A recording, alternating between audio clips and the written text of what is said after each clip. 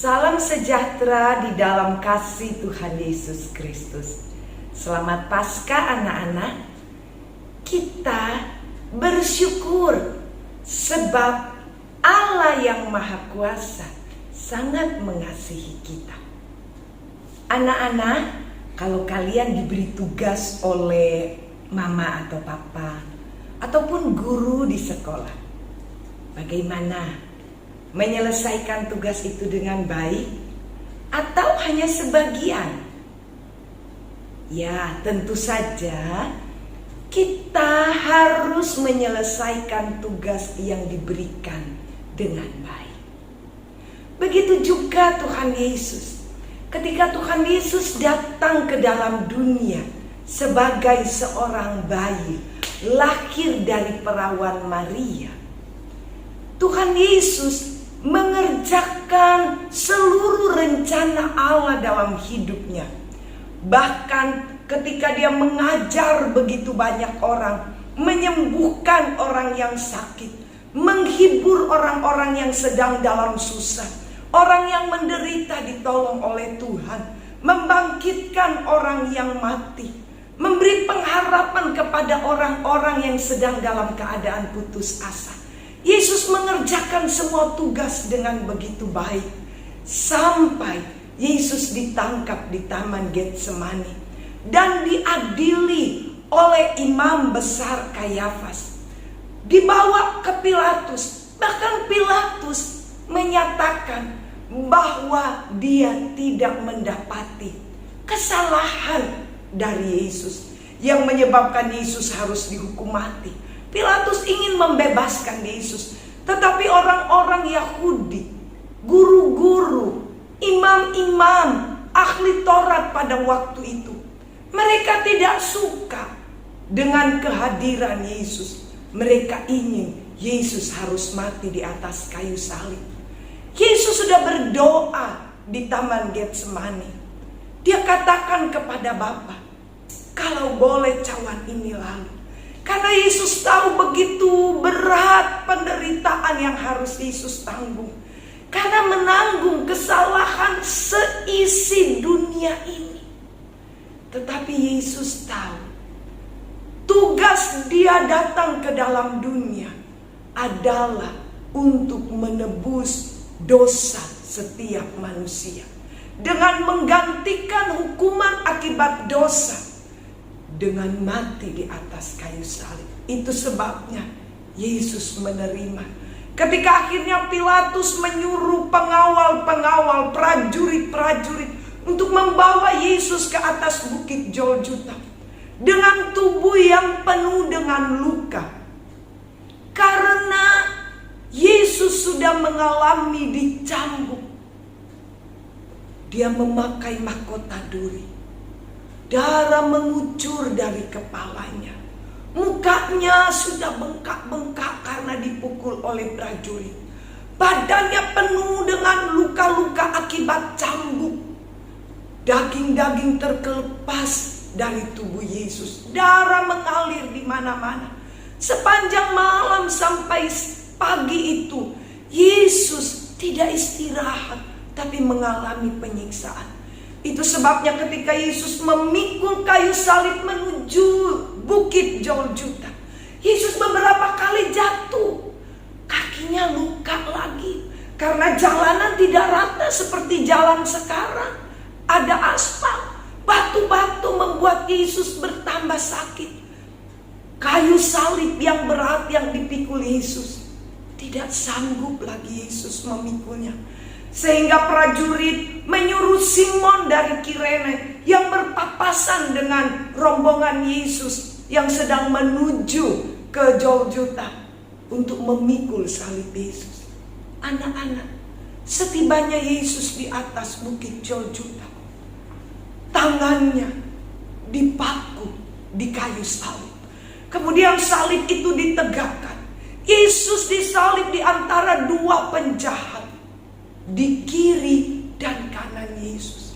Padahal Yesus tidak pernah berbuat jahat. Yesus tidak pernah berbuat dosa. Yesus tidak pernah menyakiti seorang pun. Tetapi Yesus dianggap seperti seorang penjahat karena disalib di antara penjahat-penjahat. Hari itu Tuhan Yesus berkata kepada Bapa di surga, ketika orang-orang menghina Yesus dengan perkataan, "Engkau menolong banyak orang, Engkau menyelamatkan orang lain, tapi Engkau tidak sanggup menyelamatkan dirimu. Turunlah dari kayu salib, supaya kami percaya bahwa Engkau anak Allah." Yesus hanya katakan, "Ya Bapa, ampunilah mereka, sebab mereka tidak tahu apa yang mereka lakukan."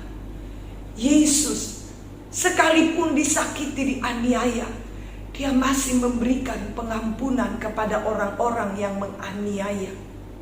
Anak-anak, hari itu juga tepat jam 12 siang, seharusnya matahari bersinar dengan terik, seharusnya cahaya terang benderang. Tetapi hari itu terjadi kegelapan, sangat gelap, sampai pukul 3 sore. Orang-orang yang hadir mulai dicekam ketakutan. Amat terlebih ketika Yesus berkata, Dia menyerahkan nyawanya ke dalam tangan Bapa di surga dan katakan, "Sudah selesai." Yesus tahu semua tugas yang diberikan kepadanya sudah Dia kerjakan dengan sempurna.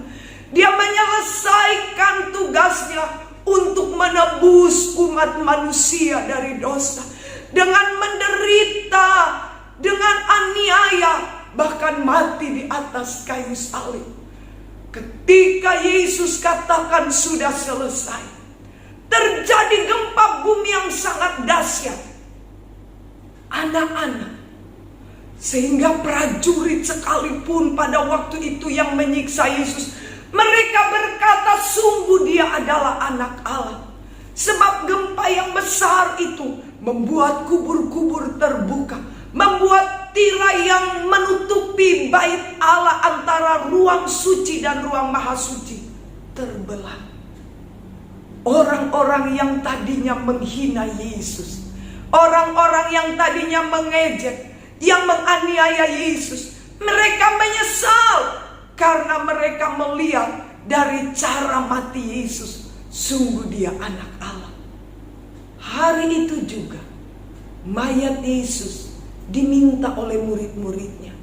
Seorang kaya, Yusuf dari Arimatea, dia memberikan ladang pekuburannya, gua kuburan yang masih baru, untuk menguburkan Yesus.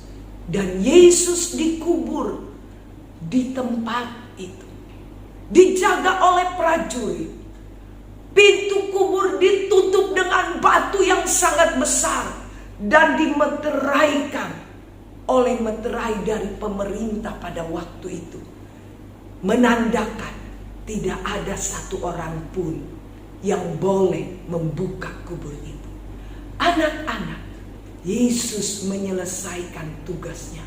Dia sangat mengasihi kita semua.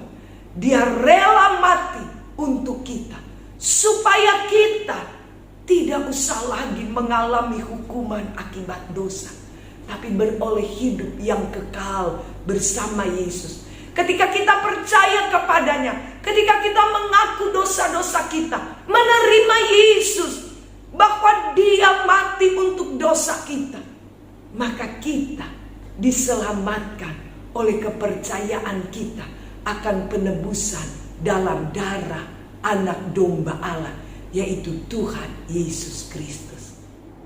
Roma 5 ayat 8. Akan tetapi Allah menunjukkan kasih-Nya kepada kita oleh karena Kristus telah mati untuk kita ketika kita masih berdosa. Teman-teman, mari kita berdoa. Terima kasih Tuhan atas firman-Mu hari ini. Kami ingin berterima kasih karena Kau telah rela mati untuk menebus dosa-dosa kami Tuhan. Dalam nama Tuhan Yesus Kristus kami berdoa. Haleluya. Amin. Puji Tuhan, Tuhan Yesus memberkati kita semua. Sampai berjumpa lagi.